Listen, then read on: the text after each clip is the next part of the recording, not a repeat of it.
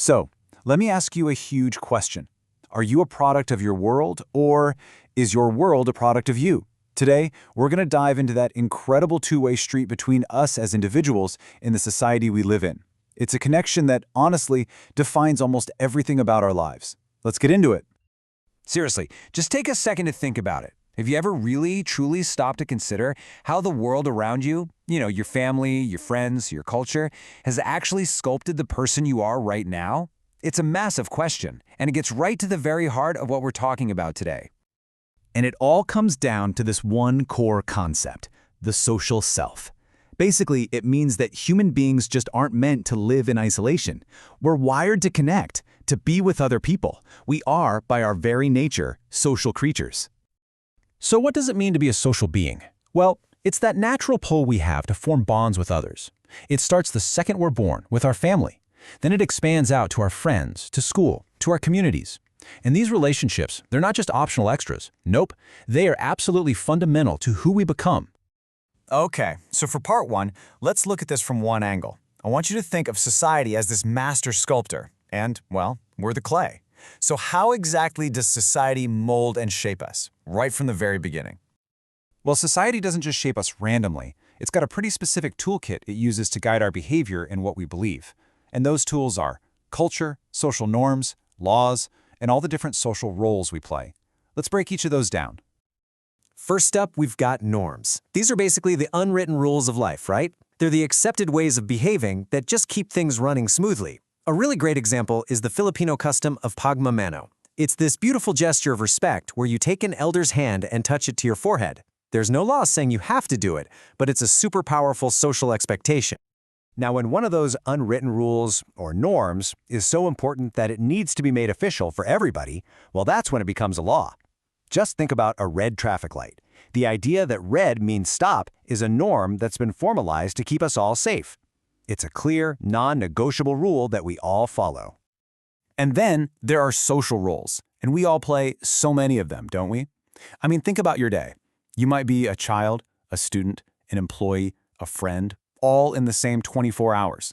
And each one of these roles comes with its own set of expectations that totally shapes how you act in different situations. And here's where you can really see the deep impact of culture. For example, in many Filipino families, there's a huge focus on community and taking care of elderly relatives at home.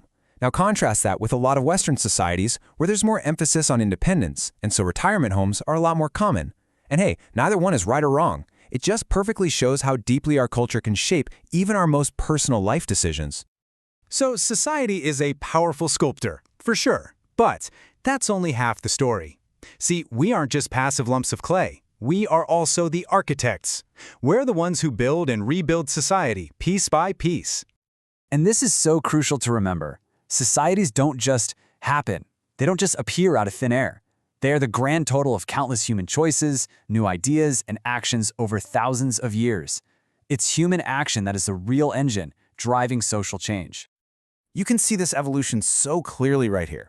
I mean, we started out as these small, nomadic hunting and gathering groups. Then, boom, a massive human innovation happens, farming, and that led to more settled communities, which created way more complex social structures.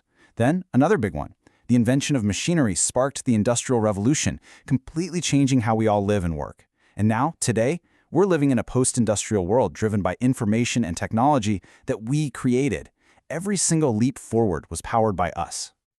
Okay, this brings us to the grand finale, the part where we tie this all together. It's not really a question of which came first, the person or the society.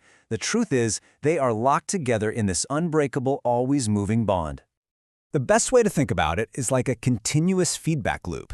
Society gives us the language, the values, the rules that shape who we are, but then we, with our new ideas and our actions, collectively change that society for the next generation. Each side is constantly influencing the other. It's a cycle that never ever stops. There's this quote that just says it all so perfectly. You simply cannot think of a person without society, just as you cannot think of a society without persons. They're two sides of the exact same coin. They're totally intertwined. So at the end of the day, even with all the massive structures, all the rules, all the systems, we have to remember this one thing. The individual human person is and always will be the heart of society.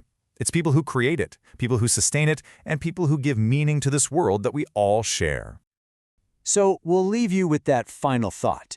You are both the clay, being shaped by the world, and you are the sculpture, with the power to shape it right back. The only question left is, what will you create?